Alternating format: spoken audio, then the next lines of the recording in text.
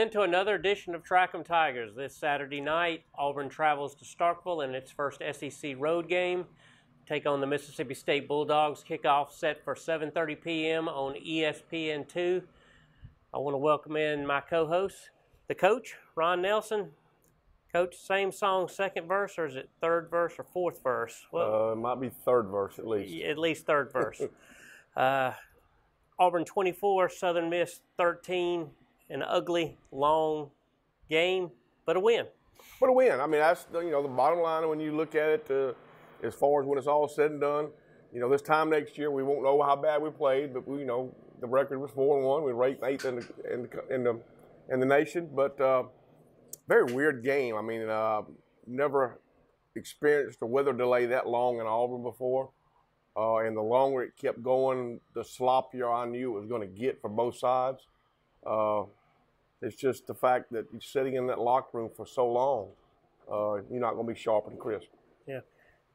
As Central's coach, did you ever have anything like that, a delay or anything like that? I guess when you were coaching, y'all probably just played with the lightning around you, didn't you? No, well, we've had some delays, but nothing like that. Yeah. To experience like that, I remember one time we had a playoff ball game, and we were supposed to play on Friday night, and it came a lightning storm and rain, and it did for about an hour and a half, and we ended up canceling the game and rescheduling it for the next Saturday or for the following Saturday, and it wasn't good because we didn't play very well. Yeah, not to make excuses for Auburn, Southern Miss facing the same conditions, but what does that do to a team as far as momentum? Not that Auburn had a lot of momentum going, but they had picked up a little bit before the delay. Does that really, affects both teams, right? It does. I think if you're the favorite, I think it probably affects you a little more because going in that hey we supposed to win, and that type of thing. I don't think only the delay. I've never seen Jordan Hare ever be the ground, the field. It was it drained. Don't get me wrong, but it was very, very slick and slippery. Yeah. The conversation again this week. Just seems like every week, that offensive line, this time 6 penalties, 4 false starts, 2 holding penalties, not to mention the protection broke down again and again, and now we're looking at some perhaps serious injuries starting to pile up. It doesn't look good. What really is frightening is the illegal procedures, and now we're finna to go on the road to Mississippi State. And with all the cowbells, and it's just gonna get worse if we don't correct the problems. As a coach, you don't like penalties, but the effort penalties is the one that you can live with. It's the jumping off sides or the quick starts. That's the ones you can't tolerate because that's just strictly discipline. Yeah. Then again, when you got a struggling line, and they know they're struggling. And they know everybody is pointing the finger at them, and you're anxious to get off on that first step to try to make something happen good, and you're just a little too quick, just a little too anxious. Yeah. What I like talking about you is you don't sugarcoat it. You shoot straight. We got the potential of losing both tackles this week on an already struggling line. What does that mean going up against Mississippi State? I know you watched the film last night. What kind of problems does that cause besides the obvious? It's the obvious. It's scary, and I watched Mississippi State last night, and that's a 13-6 ball game with Florida, and neither team really looked good on offense because the defensive fronts on both sides was really, really good. Auburn is going to, I don't know who they're going to put the 2 tackles if they can't play. But it's going to be a challenge because Mississippi State, as predicted before the season, their front 7 is going to be just as good as anybody's. Mm-hmm. You're going to, with our front 7 and their front 7, you're going to probably see 2 of the out of the top 5 defensive in the SEC. You're going to probably see 2 of them on the field at the same time Saturday night. Yeah. And then the other big story, of course, Boobie Whitlow going down with, they've still yet to say exactly what it is. If you were watching it, it's clearly a shoulder injury. I'm hoping he just got a little dinger and then he'd be okay. I mean, when I watched the replay, it really wasn't it contact is more when he fell to the ground. So, you know, being that, we don't need to lose Booby at all because he's just now feeling like he's kind of coming into his own. Yeah. Cam Martin comes on, hadn't played a whole lot since the Washington game. Looked pretty good, 90 yards on the ground. Had his moments, but here's the question. When you don't have a big back that can offset, you know, the speed that Martin has, how effective can you be in the backfield? Well, I mean, I want my hats off to Cam because he really played hard and ran hard. He took some licks. And like I said, he's not a very big back. He ran tough inside. The thing that I like what Auburn did was they got the ball outside a little bit to him, whether it be screen passes or swing passes. Mm-hmm. And we're going to have to do that. And, you know, it's just like a run, being a short pass, but we're going to have a chance to get to the perimeter. It's just, you know, the way we're struggling up front and as good as Mississippi State's going to be up front, we're going to have to do stuff like that to have a chance. Yeah. With Whitlow perhaps out, we don't know yet. With Martin coming in, how big a role will Malik Miller have to play? You're going to see Malik play a lot. I was wondering in the third quarter with the pass rush, and I knew Malik was there, and then he played, made one great catch out of the backfield and got us a first down. But I think you'll see him as a third down back just because of his size and taking on linebackers when they do blitz. And I think you'll see an integral part in him playing Saturday. Yeah. For the first time in Gus Malzahn's 14-year coaching career, they've gone 2 straight games without 100 yards on the ground. Now you got Whitlow out. If you're Chip Lindsey, what kind of adjustments are you making to open that running game up, or even can you? I mean, the mountain of problems he's looking at right now are enormous. I mean, it is. I mean, it's just, you know, like the old saying is, it is what it is. But you're going to have to be creative, like I said, and try to get the ball, whether it be sweeps or swing passes, and try to get your running backs in a one-on-one situation instead of trying to, you know, to go up the middle. So, you know, they're going to have to be very creative. Florida had a lot of success on bubble screens. That's one of the things that Auburn likes to do best. Mm-hmm. So if they play them the same way they played Florida, I would expect to see Auburn do that a lot. Yeah. Let's talk about the play calling, getting a lot of scrutiny. Auburn punted 6 times in the first 2.5 quarters. Penalties. I mean, here again, penalty was putting us behind the chain. The pass rush, I thought, I didn't think Jared handled the pass rush very well the first half. Thought he did much better the second half and step up and let things develop. It all goes hand in hand. The receivers, they're going to have to do a better job of getting open, getting some separation between them and the defenders. So, like I said, we got a lot of improvement we got to do on offense. Yeah. Before we take a break, I want to thank our sponsor, Extreme Power Sports. Go see our friend Jason Dyer. Gosh, it's hunting season. ATVs are popular right now. If you're mud riding, they got some really cool vehicles over there. I've looked at a couple of them, Coach. I don't know if I'm going to pull the trigger, but some neat stuff. But thanks to Extreme Power Sport for sponsoring us and taking care of us. When we come back, we're going to talk a little bit more about the receiving core and what's happening when they get downfield. They don't seem to be getting open. I'm going to ask Coach about that when we return. She's ready. Extreme Power Sports' very own Polaris RZR Skylifter XP1000, Trinity exhaust, Power Commander, 6-inch portals, RZR 3 to 5-inch lift, MSA 20-inch wheels wrapped with 35-inch BKTs, deluxe audio roof, LED light bar, Mud Park ready. We are ready to finance you on this Skylifter right now. Come check out all our off-road machines today at Extreme Power Sports. Welcome back to Track 'em Tigers. Coach, before the break, you talked about the passing game. Interesting stat. Auburn, until Saturday night, had only had 1 completion of more than 40 yards since the Washington game. They had 2 on Saturday. That's some room for improvement anyway. It is. I mean, and we're going to have to do that. We're going to have to take some shots, especially the way the defenses are playing us. Right now, they know that we're throwing the bubble screen so much and then trying to run the zone and they're packing things down. We're going to have to get effective on the deep ball. Yeah.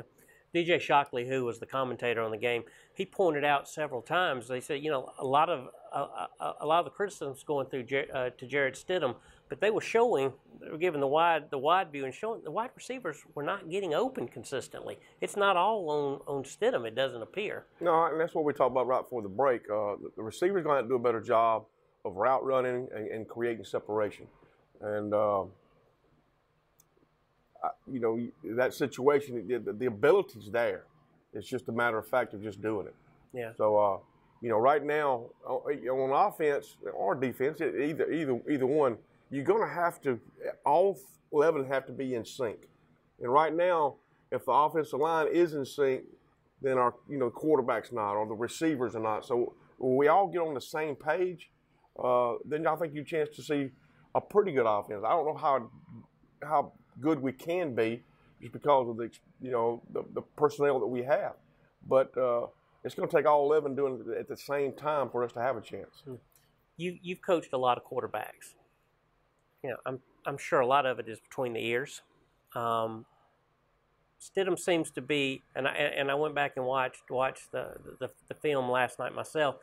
It seems that Stidham is watching the rush a lot more than he's looking downfield. Is that because he's just lost confidence in his offensive line? Is it a habit? And if it is, how do you get somebody out of that? I think you're exactly right, especially in the first half. Like he was looking at the rush, and when you sit back as a quarterback and they're in your face pretty quick, it's hard not to look at it. But I thought in the second half he did a better job of stepping up in the pocket and hitting some receivers downfield. It's the confidence factor. Something that was interesting to me, and I forgot when I read this or heard it or whatever, but looking at Jarrett Stidham's stats last year as opposed to this year, and they're about the same. He really didn't take off till like week 6. Mm-hmm. And so I still got faith in Jarrett. I still think he's a good quarterback, and just hopefully we can play around him a little better. Mm-hmm. Let's flip sides now. Let's talk about the Auburn defense. Another great performance. Held Southern Miss to 45 yards on the ground. Doesn't get any better than that. Exactly. I mean, now let's go positive here, Auburn fans. Our defense is playing lights out. I love to watch our linebackers play. They played extremely good this week. Our front four also played good, and they had a nice rotation set there. I know Kevin Steele was a little perturbed, and after the rain delay, he thought they had lost focus. That's naturally going to happen, but anytime that you can hold your opponents to under 100 yards rushing, and they had the one drive, and I think that's what Kevin was alluding to, that we kind of was lackluster. But besides that, we played winning football on the defensive side. Yeah, I've asked you this before, but I want to bring it up again because I hear it a lot, I read it a lot. As the season progresses, and you see one unit struggling, in Auburn's case, the offense, you have a defense that's stellar. How does that start to wear on the defensive side of the ball when you see an offense that's having trouble moving the ball and it's happening week in, week out?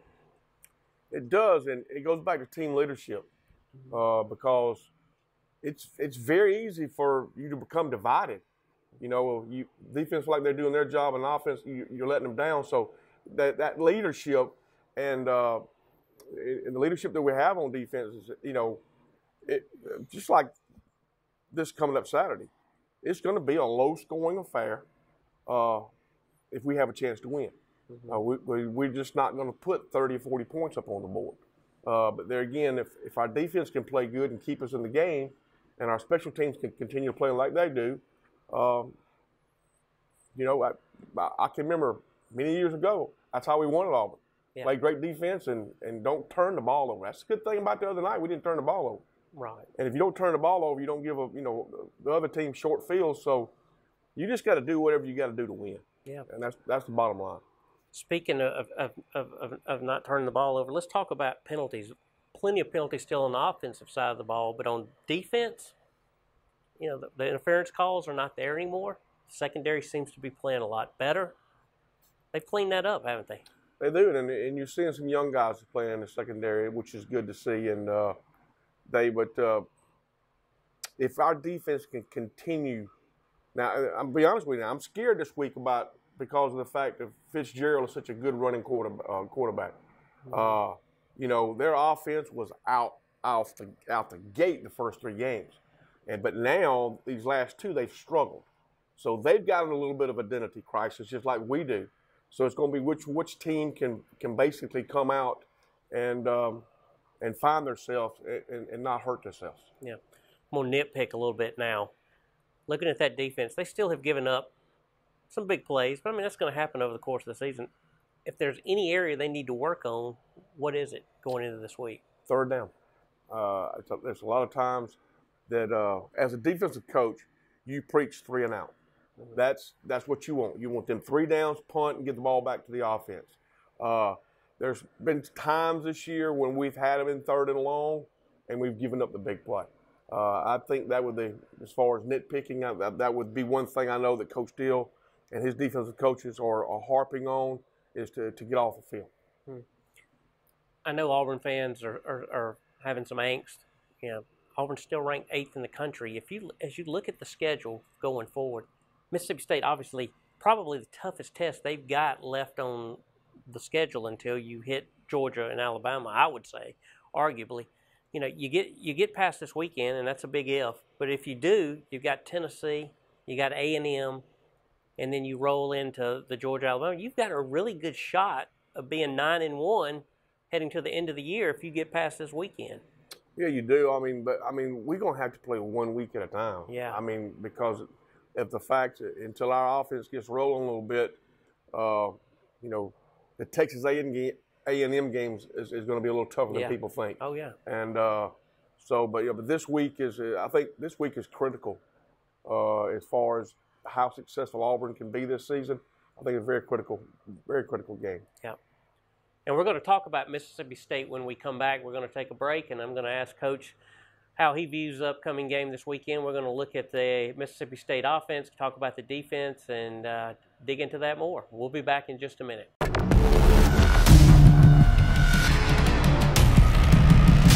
Razor XP has earned its place as the world's best-selling performance side-by-side. Now, the off-road's most successful Predator looks even hungrier. For 2019, Razor XPs are cut more aggressively. The chiseled muscular style, premium digital instruments, and wicked LED accents all hint at the heart of the animal within.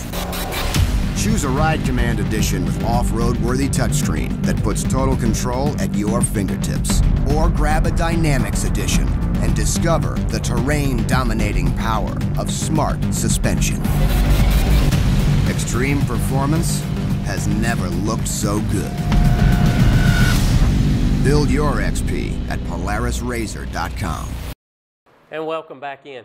Coach, before the break, I saw you squirm a little bit when I said Auburn's got a chance to be 9-1 going into the Georgia game, and you quickly recoiled and said, no, you take it week by week. You take it week by week. That's the coach coming out in you, I know. But with that said, let's talk about Saturday. How big is this game for Auburn for the rest of the year? I think this is going to point to the point of, you know, for us to be able to have a very good year or maybe possibly a great year, we have to win Saturday. It can be done. It's going to be tough. It's going to be, you know, going on the road. It's just a situation where not only that, but they hungry too. So you got 2 teams that, you know, really want to go out and try to prove something, and it's going to be a dogfight. Yeah. First true road game of the year. You can count Washington if you want to. A couple hours up the road. They're going into hostile environment for the first time this season. What's different when you take a team on the road? The biggest thing is, as a coach, you worry about is coaches, we're creatures of habit. We want, you know, everything to be the same, and you know what you're going to be doing, you know, 2 hours before kickoff, 3 hours before kickoff. Going on the road kind of changes that a little bit. But, you know, especially being the first one. Usually if you've done it 2 or 3 times, it's not so bad. The one thing about it that I think, even though it's a little bit different, you know, even on a home game, Auburn doesn't stay in Auburn. Right. And they go up. They used to go to LaGrange. I think they still do. Yeah. So, and then doing that, or Montgomery, because I know they go in both places, your team meetings and all that. So that won't be unfamiliar because it'll be the same thing. But going into that hostile environment and not having your fans there, that's going to be a little different. Really kind of scary. If we got 4 offside penalties when our crowd is kind of low when we got the ball, so it ain't going to be that way Saturday. I can promise you that. Talk about some of your teams at Central. I see it in college football. What was it like in high school? I mean, do you have some teams, the personalities, they feed off going on the road versus others that can be intimidated? Sure. I've had some teams that we really, really played well on the road. They like that, being the hostile environment and trying to, us against the world mentality. So we got some defensive players that it's going to be like that. Deshaun Davis, to me, I think he thrives off that. Yeah. So hopefully it'll be interesting to watch. Yeah. All right, so Mississippi State, 3-2 overall, coming off a loss to Kentucky, coming off a loss to Florida. Their struggles are very similar to Auburn's. Offensively, they've been a dumpster fire, much worse than Auburn's offense, truthfully, over these last couple of games. Over the last 2, it has been. They've had wins over Stephen F. Austin, Louisiana Lafayette, and Kansas State, which I guess is a middling team. But since they've gotten into SEC play, they've really struggled. They have, and they've gone against, people. Kentucky's for real. Kentucky went down there, and I thought Mississippi State might have been probably taking them a little lightly. And Kentucky put it on them. The Florida game last week, both teams I thought struggled on offense, but it was because of both teams had really outstanding defenses. Like I told you before, going into the season, Fitzgerald, the quarterback, was probably the second quarterback that I didn't want to play against from what he did last year. We're going to really have to keep our eyes on him because they run so much zone read and he pulls and keeps it. We're going to have to get pressure. His accuracy is not very good from 15 yards down unless we just give him a home run shot. So, we're going to have to stop him. We're going to have somebody who's going to shadow him. And then we're going to have to, lock up with the receivers pretty quick. Yeah. Mississippi State scored just 1 touchdown over the last 2 games, been outscored 41-13 in games with Kentucky and Florida. You said it, Fitzgerald. They mentioned Fitzgerald, they mentioned Tua, they mentioned Stidham. Those were the 3 big ones this year. What's going on with Fitzgerald? They obviously bring in a new coach in Moorhead. Things look a little different for him now. It's a new philosophy, and he might not have grasped it right now. They're struggling on the offensive line too, and then he's not having the time to throw the football just like Stidham's have. So it all works hand in hand to the point where the ability's there. I know he had an ankle injury last year. I don't know if that still maybe has a problem. It shouldn't. It should be healed by now, but. Can he just please not wake up for another week? Yeah. Because he's not played up to his capabilities, and I hope he don't this Saturday. Yeah. But it's going to have to be – you're going to have to look at it as a low-scoring game. God, let's hope not another 3-2. But no. I still remember that game. As Auburn fans, we got to accept the fact that if we're going to win, we're going to play great defense, continue to play good special teams like we talked about earlier, and hope that we can take our chances on offense. But hopefully on offense, don't turn the football over and give Mississippi State a chance. Yeah. That's how we're gonna have a chance to win this year. Yeah. And that's just the fact is that hopefully our offensive line can get a little better, but right now and running backs can get healthier. But until that, we're going to have to lean on the defense. Talk about Joe Moorhead a little bit. Interesting hire. Not from the South, served as offensive coordinator at Penn State for only 2 seasons. Yahoo Sports, Sports Illustrated named him the top assistant coach in the country. He was riding a wave of positive headlines. They hire him, they bring him down. He's got to put in his system, but right now it seems like the honeymoon is already starting to be over. I don't know if you read the headlines last Saturday, but Kylan Hill, their running back, got into a shouting match with him after they had to punt for the 5th consecutive time. Players had to separate them. Crazy over there. Didn't see that. Yeah. That's not good. You know, Coach Moorhead, I went back and looked at his career. You know, he's only been a head coach, I think, at Fordham for a couple of years. Yeah. But he has a great record as an offensive coordinator. Everywhere he's ever gone or has been, his offense has always put points on the board. So, I mean, he was at one time rated one of the top assistants. I can tell you, going from a coordinator to a head coach, it's not the easiest thing to do in the world. Mm-hmm. Because if you're still trying to keep your hands on the offense and do that, and then trying to be the head coach of everything, it puts a lot on you. Yeah. And it's hard to do. Did you do that at Central? Did you continue to call the offense after you became head coach? I did, and but you know, as my years got, you know, after a few years, you start getting more of your assistants, more input, mm-hmm. And but yeah, I did do that, and I was at the point if I would have continued to coach, probably would have to the point where I probably would have gave it up because it just becomes too much. Yeah. Starkville, loud place to play. Not a huge stadium, but you alluded to it earlier. You got the cowboy bells and everything. What does that do for the offense going in there? Well, I'm sure they're practicing this week with the same environment. You're going to have to go with basically it's going to be a silent count. So it really going to put the pressure on your offensive lineman even more because now, you know, realistically, the defensive line is going to know when the ball is snapped before the offensive line. Mm-hmm. And just because, you know, they're down and looking at the ball and you got to kind of go off instinct. So it's going to be tough. The best thing is sort of if you could do like Florida and, you know, just kind of get the crowd out of the game. Yeah. You know, we can do that, you know, that would really help. One of your takeaways you were telling me before we started, Mississippi State put 7 in the box. So they're going to force them to throw. Well, there's no doubt. I mean, from watching the Florida game, they kept 7 in the box almost the entire game.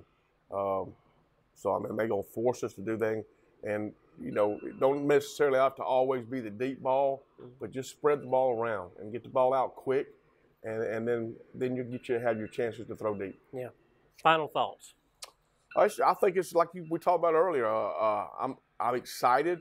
You know, I know there's a lot of disgruntled Auburn fans right now, but hey, we are 4-1. We are still, you know, when I saw we was ranked 8th Sunday afternoon, I says, wow, I couldn't believe that. But the season's still in front of us. I mean, we just, like I said, just take it one game at a time, play the best we can, and then we just hope that that'll be enough. Yeah.